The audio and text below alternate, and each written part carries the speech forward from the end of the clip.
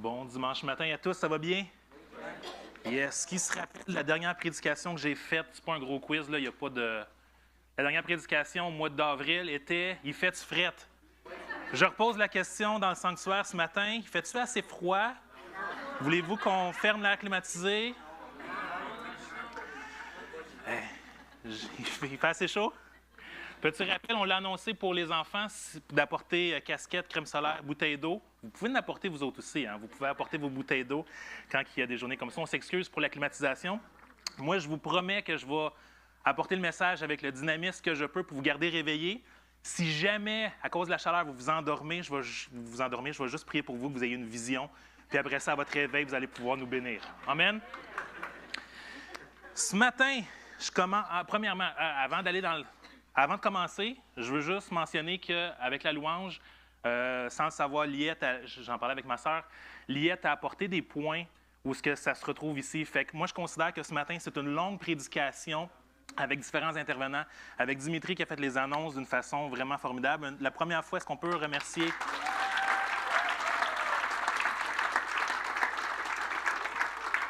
On a tendance à dire que l'Église, ça se compartimente, puis ça n'a pas nécessairement de lien. Il y a un petit peu de temps de fraternité au début. Il y a quelques chants pour une louange, après ça, des annonces, puis après ça, une prédication, un peu de prière, puis c'est tout.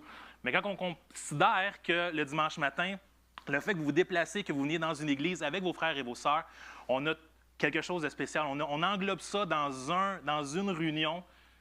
Et je pense que vous allez être bénis ce matin si vous avez été attentif depuis le début, si vous avez été attentif aux paroles de connaissance qui étaient partagées aussi de Simon et de Assamoah et la prédication. Tout ça, si vous mettez ça dans un tout, bien, vous allez avoir quelque chose de bénissant pour le restant de la semaine. Amen? Amen.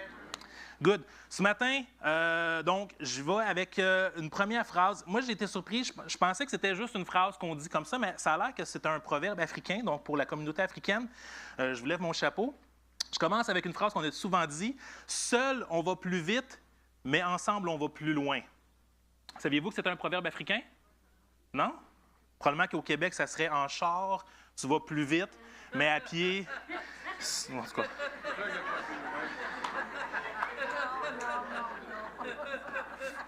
Mais on pourrait focusser sur le principe du ensemble. C'est pas tout à fait ça. J'ai fait une prédication l'année passée sur le ensemble, le fait de la communauté travailler ensemble, frères et sœurs. La dernière fois, comme je vous ai dit au mois d'avril, c'était personnel, c'était particulier. Le fait d'être en feu pour le Seigneur, d'être bouillant pour le Seigneur. Liette en a mentionné ce matin.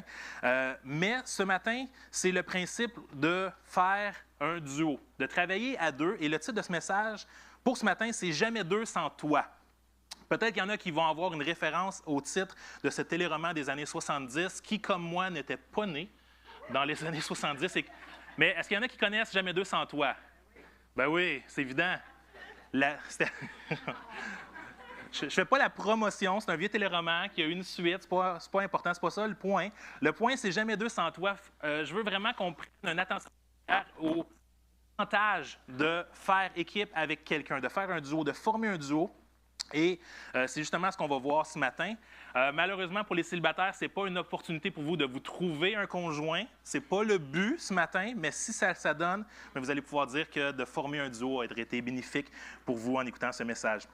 Mais vraiment, concrètement, j'avais déjà annoncé un peu qu'est-ce que j'étais pour prêcher ce matin lors de nos différentes rencontres qu'on a eues au mois de juin avec la présence de Marc. On avait eu différentes rencontres et j'avais mentionné comme quoi j'étais pour apporter un message sur Josué. Et c'est ce que je vais vous apporter ce matin, différents points dans sa vie, mais surtout le principe qu'il n'a pas fait le travail seul, mais il a su bien s'accompagner de quelqu'un pour pouvoir faire l'œuvre, accomplir l'œuvre de Dieu d'une bonne façon. Donc, je vais commencer ce matin avec le récit du début du livre de Josué qui a initié le restant du message. Donc, c'est dans Josué 1, les 9 premiers versets, mais je vais quand même en passer quelques-uns. Ça commence avec « Après la mort de Moïse, serviteur de l'Éternel, l'Éternel dit à Josué, fils de Nun, qui lui était serviteur de Moïse. Moïse, mon serviteur est mort. Maintenant, lève-toi, passe ce Jourdain, toi et tout ce peuple, pour entrer dans le pays que je donne aux enfants d'Israël. Tout lieu que foulera la plante de votre pied, je vous le donne comme je l'ai dit à Moïse. Nul ne tiendra devant toi tant que tu vivras. je serai avec toi comme j'ai été avec Moïse, je ne te délaisserai point, je ne t'abandonnerai point. Fortifie-toi et prends courage, car c'est toi qui mettras ce peuple en possession du pays que j'ai juré à leur père de leur donner. Fortifie-toi seulement et aie bon courage en agissant fidèlement selon toute la loi que Moïse, mon serviteur, t'a prescrite. Ne t'en détourne ni à droite ni à gauche, afin de réussir dans tout ce que tu entreprendras. Que ce livre de la loi ne s'éloigne point de ta bouche, médite-le jour et nuit pour agir fidèlement selon tout ce qui est écrit, car c'est alors que tu auras du succès dans tes entreprises, c'est alors que tu réussiras. Ne t'ai-je pas donné cet ordre? Fortifie-toi et prends courage, ne t'effraie point et ne t'épouvante point, car l'Éternel, ton Dieu, est avec toi dans tout ce que tu entreprendras. Amen. Laissez-moi prier. Seigneur Dieu, je te remercie pour cette journée que tu as créée, que tu as mis devant nous et que tu nous as déjà bénis. Tu nous as déjà fait grâce de ce souffle de vie. Tu nous as fait grâce de pouvoir nous permettre de nous rassembler ce matin et écouter ta parole. Je te prie que ce que tu as mis sur mon cœur dans les dernières semaines puisse être utile pour moi, puisse être utile pour mes frères et mes sœurs, puisse ton esprit être vivant et transmettre ce message-là, que nos cœurs soient ouverts et disposés, et qu'on puisse être bénis de voir ta gloire encore une fois resplendir ce matin. Dans ton nom que j'ai prié, Amen. Qui ici, par les quelques versets que je viens de dire, sont déjà encouragés, fortifiés?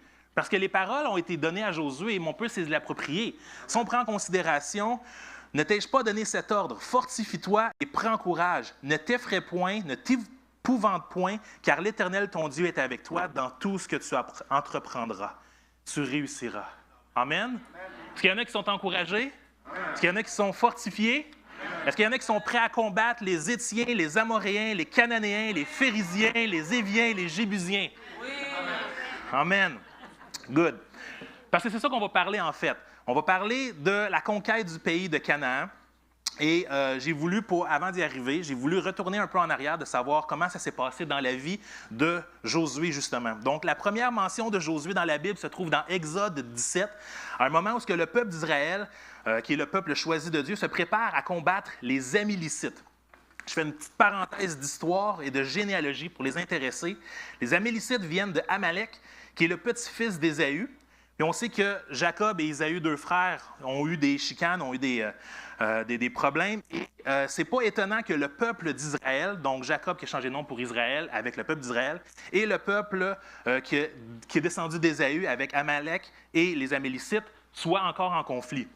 C'était dit, c'était pour arriver, et ça continue de faire, rendu là jusqu'à temps où Josué ici rentre en ligne de compte.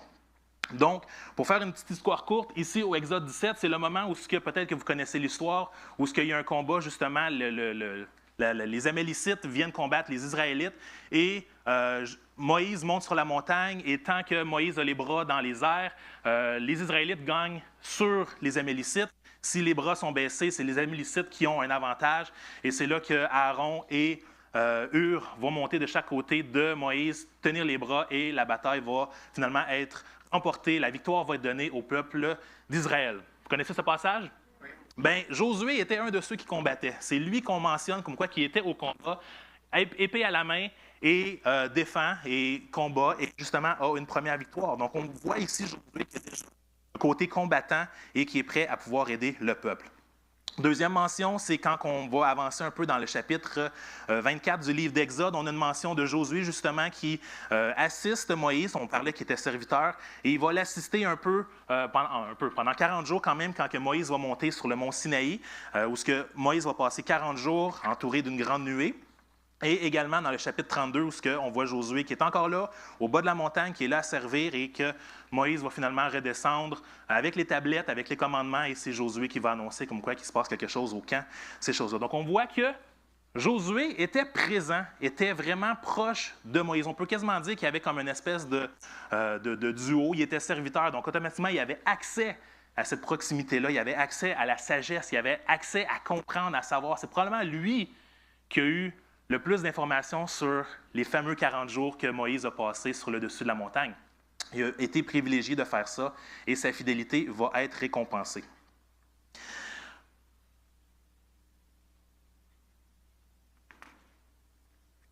Je vais avancer dans l'histoire qui nous intéresse C'était les premières mentions de Josué.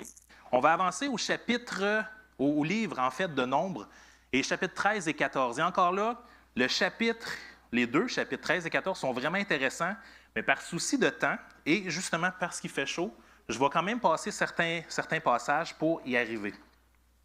C'était prévu, hein? Ce n'est pas juste pour ça. Donc, chapitre 13, vous pouvez noter, il va quand même avoir des versets plus tard, mais je vais vous lire en gros qu'est-ce qui se passe dans ce chapitre-là.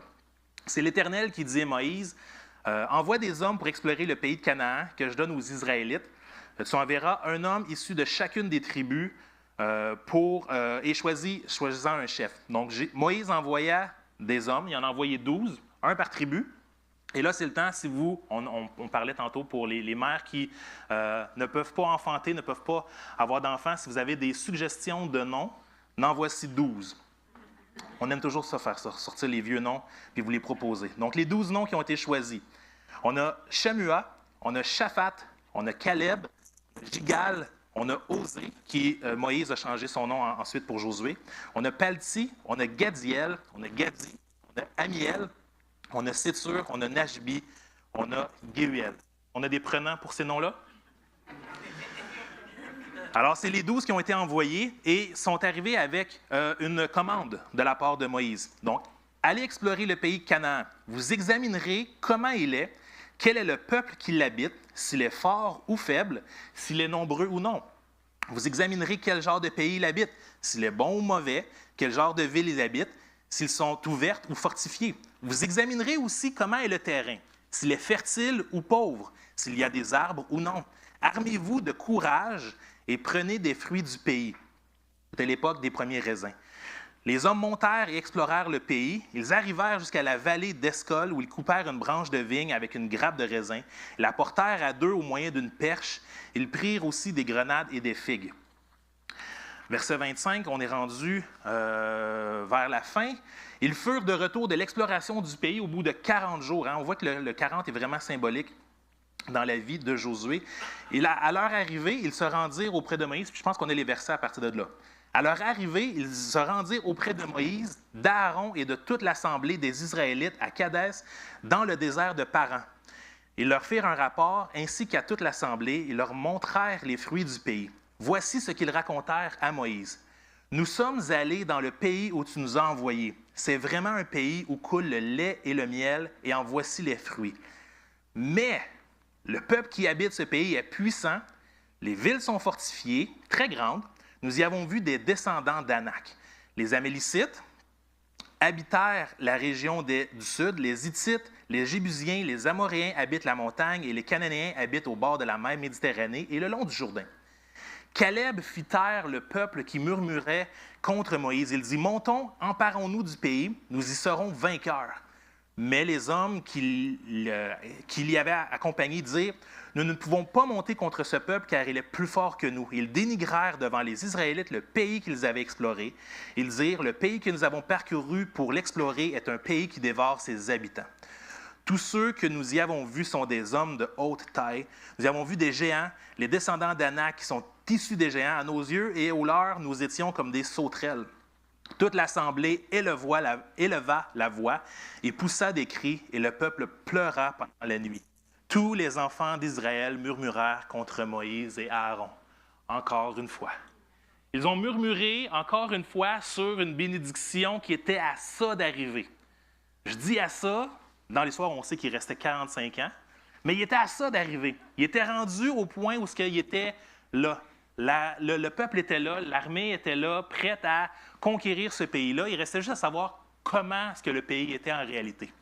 On avait entendu parler, ça avait été promis, mais il restait à savoir comment est-ce que le pays était, et c'est ça qu'ils ont rapporté. Ils ont rapporté les faits, mais il y en a 10 qui se sont attardés ou se sont arrêtés au côté dangereux, au côté difficile, tandis qu'il y en a 2 qui se sont concentrés sur le pays. OK, c'est le pays que Dieu nous promet. C'est là. C'est tout ce qu'on a de besoin. On va avoir de la place, le terrain est correct, les fruits sont gros, on va pouvoir être bénis, le lait, le miel coule. On est là, on est prêt. Et il y a seulement Caleb, comme on a vu, et Josué, évidemment, qui avait un témoignage positif par rapport à ça. Le problème, c'est que Comme j'ai dit, il y en a qui se sont arrêtés sur l'effet négatif. Il y avait une incrédulité de la part de 10 des espions, alors que les 2 autres ont plutôt utilisé la foi. Les espions, comme on a vu au verset 32, les espions dénigrèrent devant les Israélites le pays qu'ils avaient exploré. Le pays que nous avons parcouru pour l'explorer est un pays qui dévore ses habitants. Tous ceux que nous y avons vus sont des hommes de haute taille. Pourtant, Dieu avait dit que c'était un bon et un vaste pays. Ça a été promis à Moïse directement. Le verset 8 du chapitre 3 d'Exode nous dit, « L'Éternel dit, je suis descendu pour le délivrer de la main des Égyptiens et pour faire monter de ce pays dans un bon et vaste pays, dans un pays où coule le lait et le miel, dans un lieu qui habitent les Cananéens, les Héthiens, les Amoréens, les Phérésiens, les Éviens et les Jébusiens. » Il n'y avait pas de surprise là. Il y avait juste un constat qui devait être fait. Le pays que Dieu nous a promis voilà longtemps. Et ici, le verset que je viens de lire, c'est dès le début, quand Dieu a apparu à Moïse dans le buisson ardent. Fait que tout le ministère que Moïse a fait, après avoir convaincu évidemment Pharaon de laisser partir le peuple, tout le temps qu'ils ont eu à être ensemble, le but était de les sortir d'Égypte pour les emmener vers un pays promis. Moïse se basait sur cette parole-là, déjà étonnant, déjà miraculeux que ce soit dans un buisson qui ne se consumait pas. Mais Moïse a transmis cette vision-là, a transmis cette commande-là de la part de Dieu au peuple, et c'était au temps d'y arriver.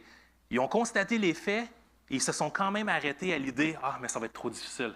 Ah, les géants. Ah, ça va être dur. Ça va être difficile. Pourquoi Dieu ne nous le donne pas juste de même? Il pourrait tout tuer le monde.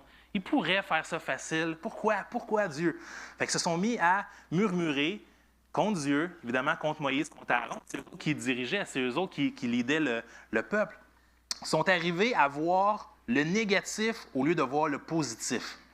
En devenant incrédules à l'idée de pouvoir conquérir le pays, pourtant, même s'il était promis par Dieu lui-même, ils ont cherché à le discréditer au point de rendre le projet inintéressant et même dangereux pour les autres. Ils ont réussi à convaincre le peuple que ce n'était pas une bonne idée, que ce que Dieu avait promis, ce n'était pas ce qu'il avait besoin.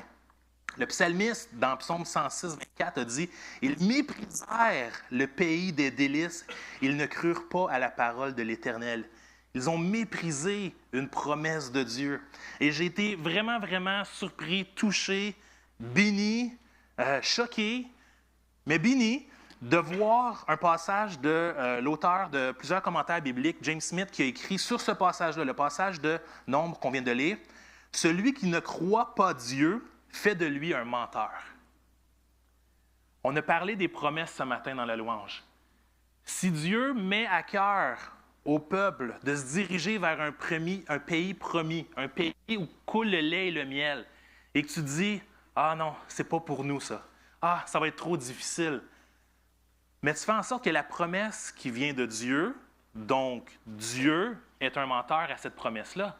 Pourquoi est-ce qu'il vous aurait promis quelque chose si ce n'était pas pour vous bien? Donc, je trouve ça vraiment particulier. Celui qui ne croit pas Dieu fait de lui un menteur. Dieu leur voulait du bien. Puis ils étaient prêts à discréditer puis nuire au plan pour le peuple entier.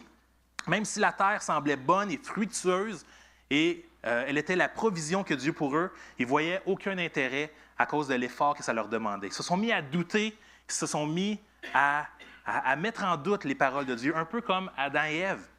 Adam et Ève dans le jardin avec le serpent. Dieu a-t-il réellement dit « Vous ne mangerez pas de tous les arbres du jardin » ? Pourtant, lui était mis à part, mais y a-t-il vraiment dit ça? Est-ce que Dieu nous envoie vraiment dans ce pays-là? C'est-tu lui? Mais quand Ève, elle a cru le serpent, c'est qu'elle s'est mise à discréditer Dieu. La même chose, si les 10 espions se sont mis à croire que les géants étaient trop difficiles, ils se sont mis à croire le peuple qui était là et non pas croire le Créateur, celui qui les envoyait justement à conquérir ce pays-là. Et c'est là que la beauté du témoignage de Josué et Caleb rentre en jeu et vient montrer comme quoi que la force du duo peut vraiment accomplir de grandes choses. On voit la première tentative de Caleb, justement, dans le verset 30 qu'on vient de lire. Caleb fit taire le peuple qui murmurait contre Moïse. Il dit « Montons, emparons-nous du pays, nous y serons vainqueurs. » Lui, il voyait la victoire. Lui, il voyait, oui, il va avoir un combat, mais on a déjà la victoire parce que Dieu va être avec nous. Comme il nous a fait traverser la mer, comme il nous a libérés de Pharaon, il voit juste une continuité, lui, avec le même Dieu qui pourvoit, avec le même Dieu qui donne la victoire au bout de la ligne. Amen? Caleb était prêt à combattre. Caleb était prêt à aller chercher ce pays-là. C'est là qu'il a formé le duo avec Josué.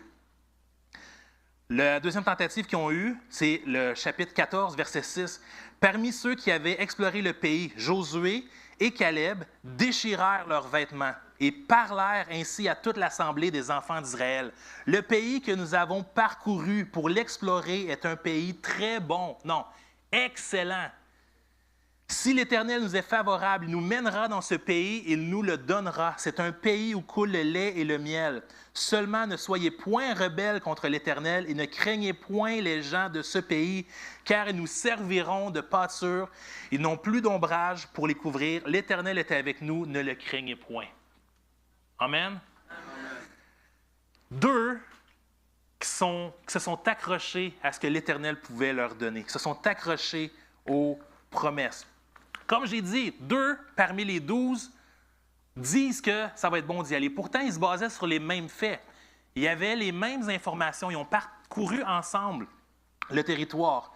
Mais seulement les 2 sont arrivés avec un bon témoignage, sont arrivés avec quelque chose de positif. Un peu comme Pasteur François nous a apporté la semaine passée sur le principe d'avoir un bon témoignage basé sur un des commandements, justement, que le peuple connaissait, évidemment, de ne pas porter de faux témoignages contre ton prochain.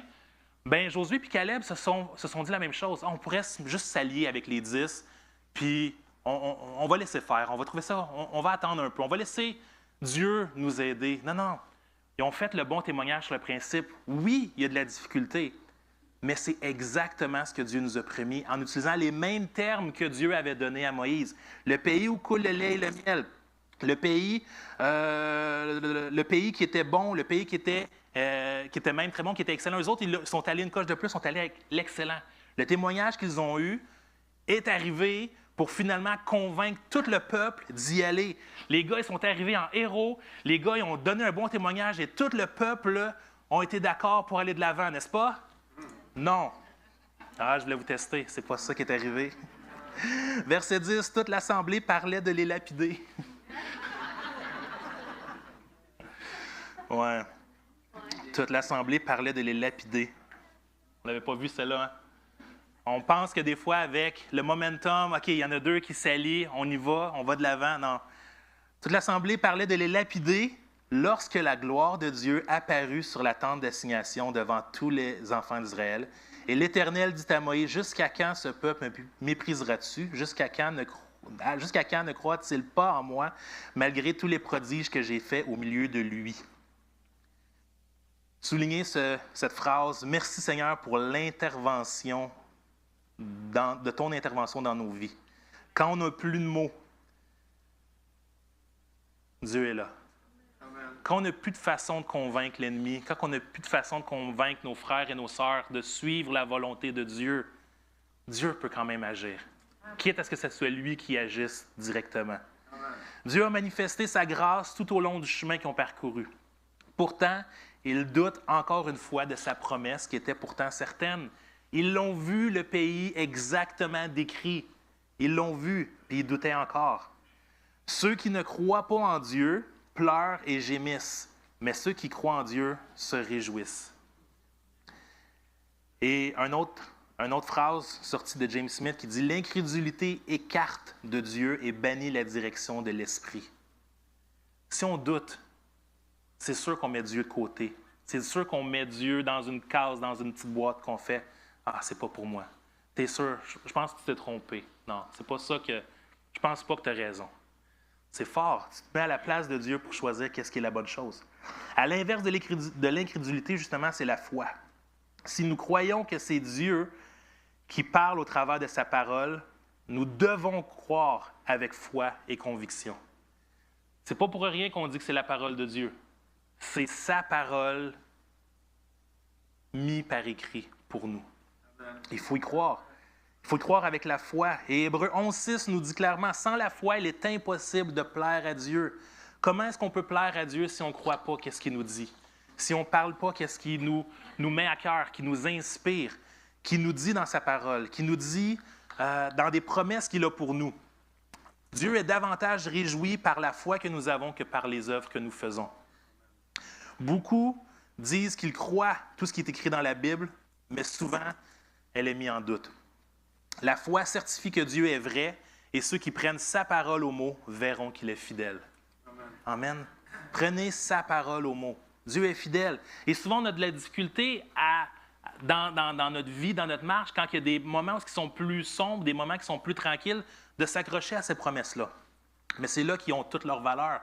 C'est là qu'ils ont toute leur importance parce que justement, on arrête de voir la promesse puis on s'accroche aux circonstances. On met notre foi où ce que nos yeux regardent. On met notre foi non pas sur celui qui nous donne la protection et qui nous donne la victoire au bout, mais on met notre foi sur les choses qui nous entourent, qui sont de l'ennemi.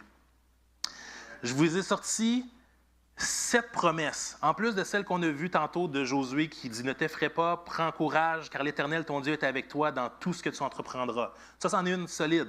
Mais j'en ai sorti 7 pour vous. Peu importe votre situation, il y en a sûrement une. Si vous êtes dans un moment de doute, dans un moment peut-être d'incrédulité sur des situations dans votre vie, il y en a 7 ici que j'ai ressortis qui ne sont pas de moi, qui sont sortis du site de Info Chrétienne, sur le principe comme quoi que des fois, en quelques mots, on est capable de se rappeler et s'accrocher à une promesse qui vient de Dieu. La première, « Je serai avec toi ». Dans Isaïe, ça dit « Si tu traverses les eaux, je serai avec toi ». Et juste pour mentionner, pour ceux qui sont abonnés à la page ou le newsletter de notre frère Guy Gosselin et sa femme Lynn, c'était le verset de ce matin pour ceux qui l'ont lu. « Si tu traverses les eaux, je serai avec toi ». Il y a une garantie qu'il ne nous laissera pas seuls. Le deuxième, « Je te protégerai ». Dans Psaume 121,7 dit « L'Éternel te gardera de tout mal, il gardera ton âme ». Proverbe 18,10 « Je serai ta force ». Le nom de l'Éternel est une tour forte. Le juste s'y réfugie et se trouve en sûreté ou en sécurité. Vous avez une place sécuritaire pour vous réfugier et vous avez la force de Dieu pour vous aider. Quatrième, « Je te répondrai ». Jérémie 33,3 dit « Invoque-moi et je te répondrai ». Facile. Invoque-moi et je te répondrai. Jérémie 29,11 « Je pourvoirai à tes besoins. Je connais les projets que j'ai formés sur vous, projets de paix et non de malheur, afin de te donner un avenir et de l'espérance. » Le sixième, « Je te donnerai la paix. » Jean 14,27 « Je laisse la paix, je te donne ma paix. » Et le septième, « Je t'aimerai toujours. » Qui a besoin d'amour ici? Je t'aimerai toujours. Jérémie 31,3 nous dit « Je t'aime d'un amour éternel. » Amen. Il faut s'accrocher aux promesses de Dieu. C'est ça qui nous garde avec un espoir. Et sans espoir, on arrête d'avancer, mais l'espoir nous permet de continuer. Le peuple aurait pu s'accrocher aux promesses du pays d'abondance, où c'était supposé d'être un pays où coule le lait et le miel. Ils auraient pu s'accrocher à ça, surtout quand ils l'ont vu. Mais ils ont fait un rapport en montrant les fruits. Et même à ça, ce n'était pas assez suffisant pour que les 10 puissent aller de l'avant. Ils ont fait un rapport négatif. Les autres, Josué et Caleb, ont réussi, ils ont essayé de faire quelque chose de bien. Moi, ma théorie, c'est qu'ils n'auraient pas dû juste rapporter des fruits, des grenades. Il y avait du lait, du miel, ils auraient pu juste rapporter ça puis se faire des délicieuses crêpes. Peut-être qu'avec des gâteaux qui auraient été mieux que la manne, peut-être qu'ils auraient pu convaincre. Puis là, tu mets les fruits par-dessus. C'est ma théorie. Mais ce n'est pas ça qui est important. L'important, c'est que les fruits sont là pour être utilisés. Un vrai chrétien, un vrai croyant va montrer ses fruits au monde. Josué et Caleb n'ont pas négativement utilisé ce qu'ils ont rapporté. Ils n'ont pas rapporté négativement ce qu'ils ont vu. Ils l'ont rapporté positivement. Ils ont apporté du fruit. Ils ont montré toute la ferveur, ils ont montré toute la foi qu'ils avaient en Dieu. La foi, c'est un des fruits. Galates 5,22, le fruit de l'esprit, c'est l'amour, la joie, la patience, la paix, la bonté, la bienveillance, la foi, la douceur, la maîtrise de soi. On doit montrer nos fruits, frères et sœurs. On doit les montrer. Personnellement, 2 fois dans ma carrière au gouvernement, juste le fait de démontrer des fruits de patience, de paix, de maîtrise de soi, de douceur, on m'a offert un emploi qui pouvait me monter dans le gouvernement, qui pouvait au moins me donner une position, ce que je pouvais apprécier. 2 fois, juste en montrant mes fruits, juste en étant dans une rencontre où il y a du blabla, il y a du chaos, de me faire dire « Pourquoi tu es resté calme? » Parce que je n'ai pas besoin de rajouter, je n'ai pas besoin de prouver, j'ai pas besoin, je ne suis pas allé avec les paroles de « Ah, parce que Dieu me promet telle chose. » Non, je n'étais même pas en mode de chercher un emploi. J'étais juste en mode de faire mon travail. Mais les fruits, 2 fois, ont été vus. Fait que je vous encourage à ne pas cacher vos fruits que l'Esprit met en vous. Démontrez-les pour montrer que Dieu est fidèle.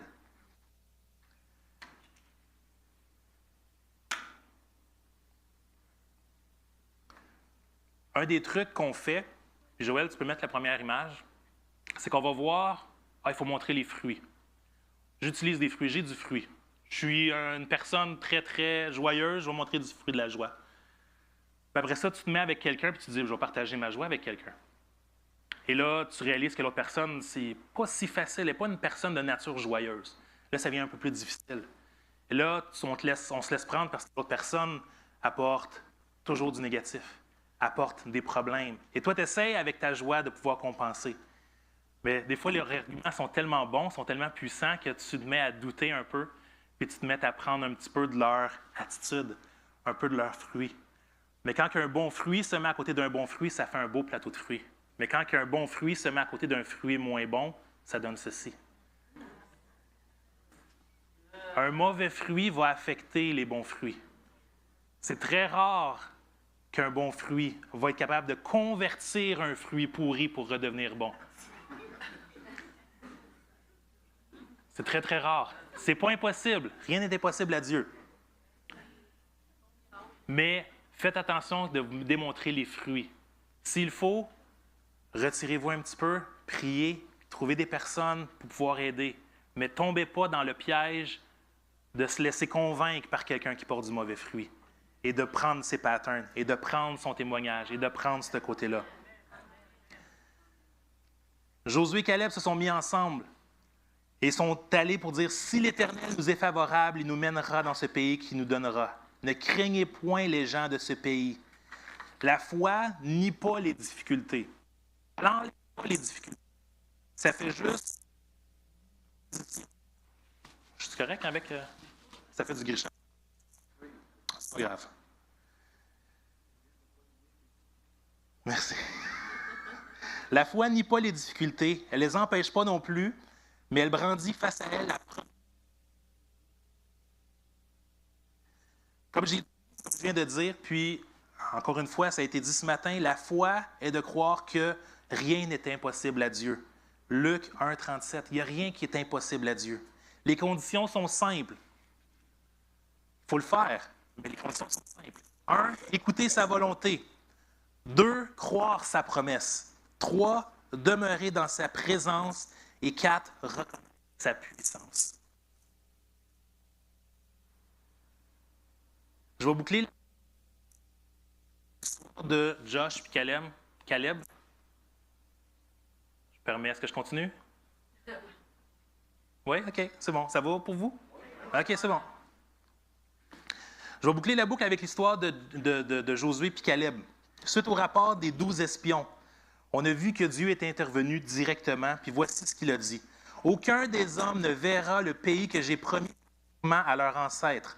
Aucun de ceux qui m'ont méprisé n'y entrera. Mais mon serviteur Caleb a été animé d'un esprit différent.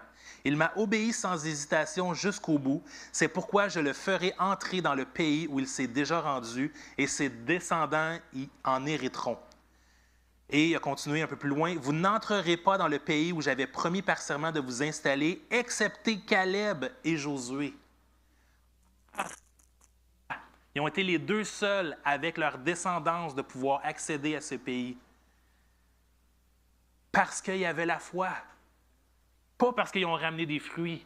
Pas parce qu'ils se sont laissés prendre au piège de « Ah, peut-être que le pays est bon, mais pas pour nous. Peut-être qu'il va y avoir un meilleur pays, plus facile à conquérir, plus facile à avoir. » Mais ils sont allés avec la foi.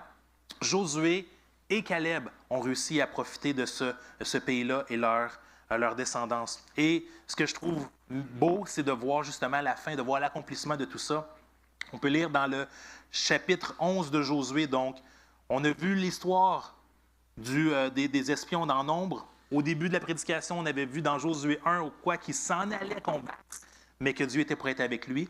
Et finalement, on arrive dans Josué 11, puis on va lire aussi rapidement Josué 14, qui dit ceci. Josué 11, 15. Josué exécuta les ordres de l'Éternel à Moïse, son serviteur, et de Moïse à Josué. Il ne négligea rien de tout ce que l'Éternel avait ordonné à Moïse.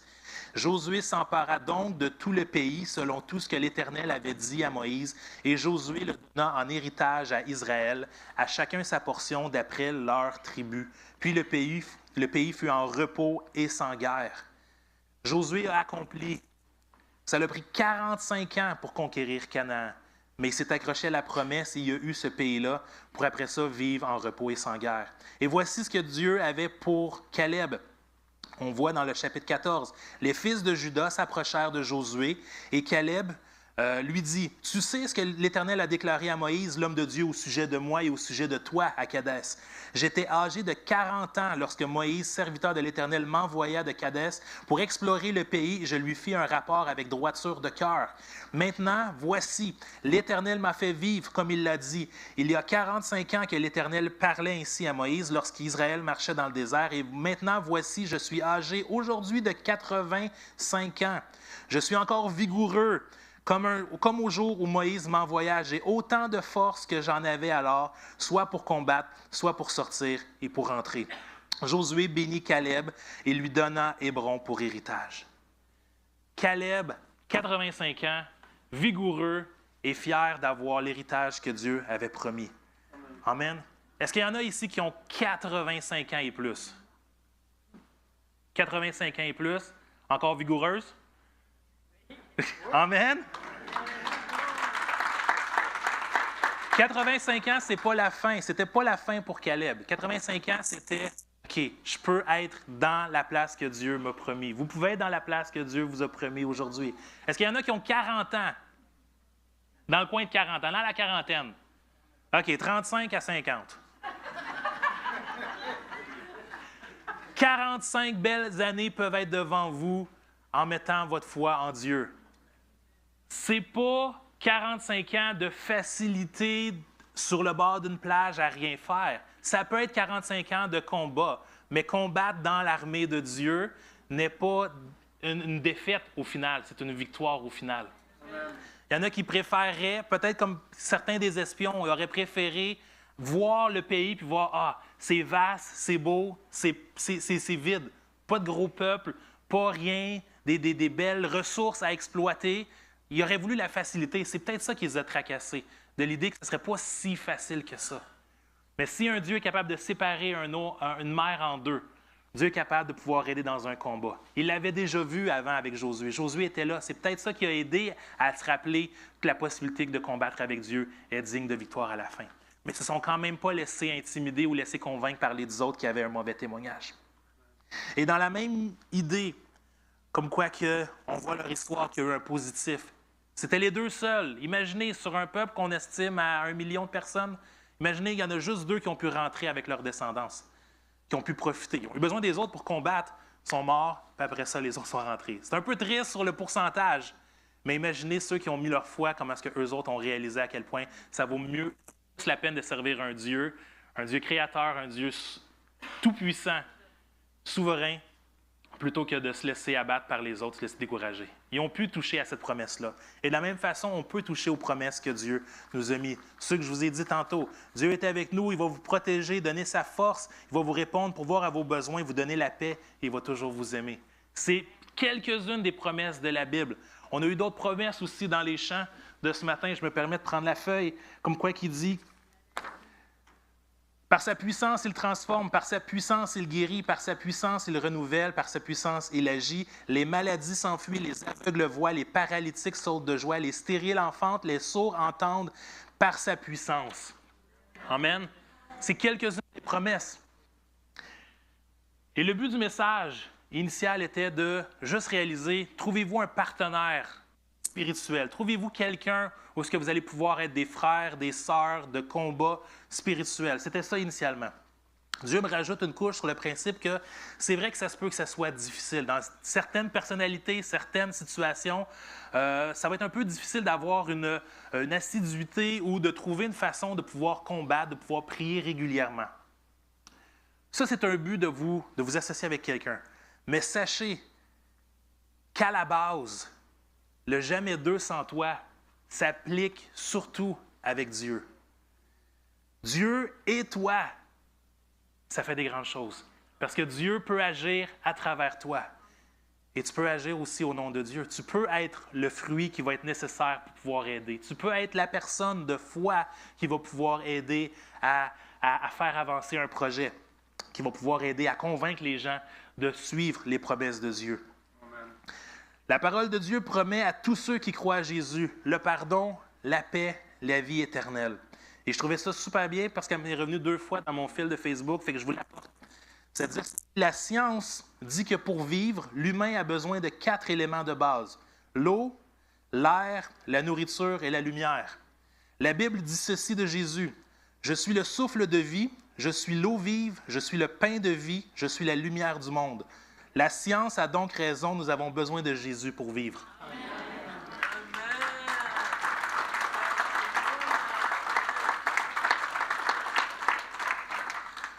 Comme Josué était un aide pour Moïse, il a appris, Caleb a été une bonne aide pour Josué et vice-versa. La question pour vous, c'est est-ce que vous êtes une aide pour quelqu'un? Est-ce que vous avez besoin d'une aide de quelqu'un aussi? Est-ce que Dieu pourrait vous inspirer, pourrait vous donner quelqu'un? Peut-être que c'est ça que vous priez depuis longtemps. Peut-être que vous êtes épuisé, vous êtes fatigué de prier seul ou de faire le ministère seul ou de combattre seul. Peut-être. Mais Dieu vous dit qu'il va vous bénir. Dieu dit qu'il va vous donner ce que vous avez besoin. Il va pourvoir. Alors, mettons ces promesses-là à profit ce matin. Je vais vous demander de vous lever. Et vous n'êtes pas obligé de rester couple avec couple. Si jamais vous avez déjà un partenaire de prière dans la salle ici, je vous demande d'aller faire un duo avec quelqu'un et d'aller prier pour ce que vous avez à cœur. Je n'ai pas de sujet particulier autre que juste avoir la foi au lieu de l'incrédulité. Juste de faire confiance à Dieu va faire déjà son œuvre. Marianne, l'équipe, oui, vous pouvez avancer. Vous pouvez vous déplacer, aller trouver votre duo de prière. Et je vais vous laisser avec ça ce matin. Juste l'idée que Dieu est là et que Dieu peut vous donner quelqu'un pour vous aider à combattre. Amen. Vous n'êtes pas seul dans votre marche. Vous n'êtes pas seul. Mais osez aller demander de l'aide. Osez demander à Dieu de vous donner l'aide que vous avez besoin. Amen. Priez pour les promesses que Dieu vous a mis à cœur, les promesses qu'on a chantées, les promesses que vous doutez peut-être depuis un certain nombre de temps, que ça fait longtemps. On a parlé des mères stériles, on a parlé de la maladie, on a parlé des choses. Mettez ça au pied du Seigneur. Demandez d'avoir la guérison, la délivrance, ces choses-là. Amen. Pendant que l'équipe de louange va, prenez un temps de prière, s'il vous plaît.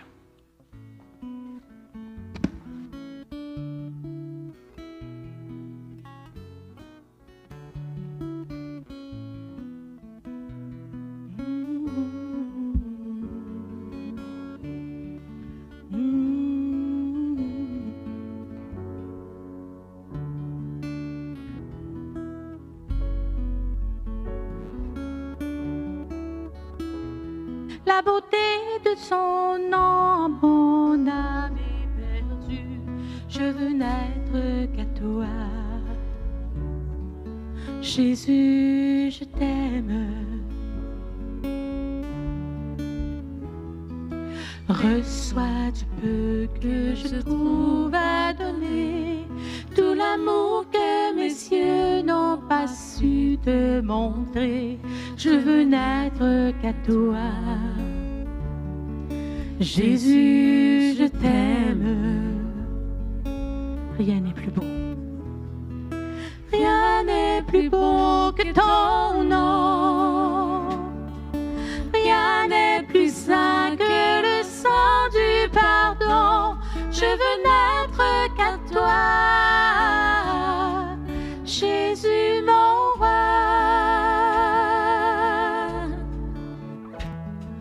Je ne veux rien que vouloir te louer, adorer ton saint nom et ta fidélité. Je veux n'être qu'à toi, Jésus, je t'aime. Je veux porter et laver à ta croix les pensées de mon cœur dans le cœur de tes voix. Je veux n'être qu'à toi, Jésus, je t'aime. Rien n'est plus beau que ton nom. Rien n'est plus saint que le sang du pardon. Je veux n'être qu'à toi, Jésus mon roi. Rien n'est plus beau. Rien n'est plus beau que ton nom. Rien n'est plus saint que le sang du pardon. Je veux n'être qu'à toi, Jésus mon roi.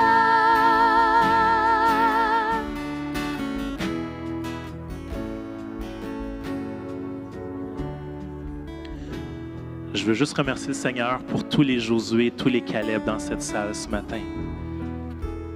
Je pense que Dieu a mis à cœur à des gens des choses ce matin, de raffermir la foi, de s'accrocher aux promesses. Et ce que j'ai vraiment à cœur, c'est de justement vous encourager à ne pas vous laisser abattre par les situations, par les circonstances qui nous entourent. Mais restez accrochés à Dieu, restez avec vos partenaires de prière, vos partenaires spirituels.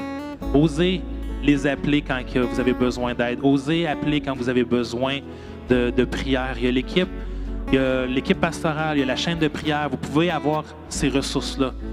Mais la proximité avec quelqu'un où est-ce que vous pouvez vous confier, vous pouvez avoir ce côté-là peut être tout autant bénéfique, sinon plus. Je vais demander à l'équipe de prière d'avancer. S'il y en a qui ont des besoins, avancez. Sinon, je vous laisse continuer à prier. Je vous laisse continuer à fraterniser.